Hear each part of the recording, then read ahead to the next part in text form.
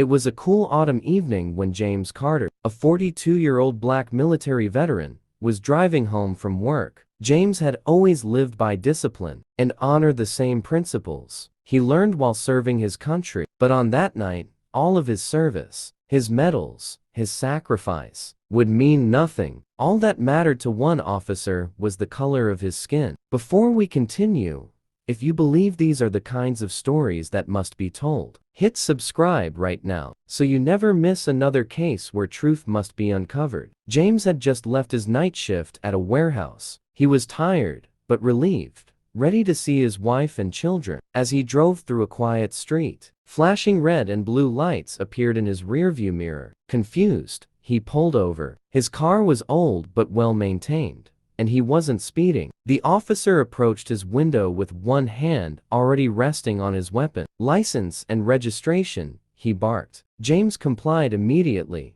handing over his documents with calm respect. The officer then claimed James had a broken taillight. James knew that couldn't be true. He had just replaced both lights 2 weeks earlier. "Sir, with all due respect," James said quietly, "my taillight is working. Would you like me to step out and show you?" The officer's eyes narrowed. Instead of checking, he grew aggressive. Body cam footage later released shows James remaining calm, never raising his voice, never resisting. But within minutes, backup was called. Soon, 2 more patrol cars arrived, surrounding James's vehicle as if he were a dangerous fugitive. Neighbors began filming from their porches. One witness later testified that James kept repeating, "I don't want trouble. I just want to go home to my family." But trouble was exactly what found him. According to the footage, James was ordered out of the car. He raised his hands and stepped onto the pavement. Officers shouted conflicting instructions: "Hands up, turn around, get on the ground," all at once. James tried to comply,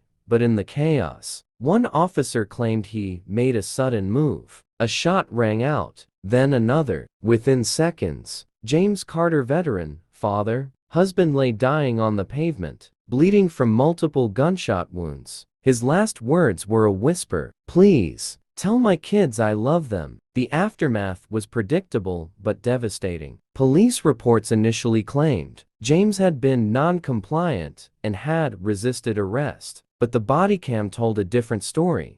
James never resisted. He never fought back. He never even raised his voice. When the footage was released publicly, outrage erupted. Protests filled the streets of James's hometown. Veterans groups, civil rights organizations, and even local clergy demanded accountability.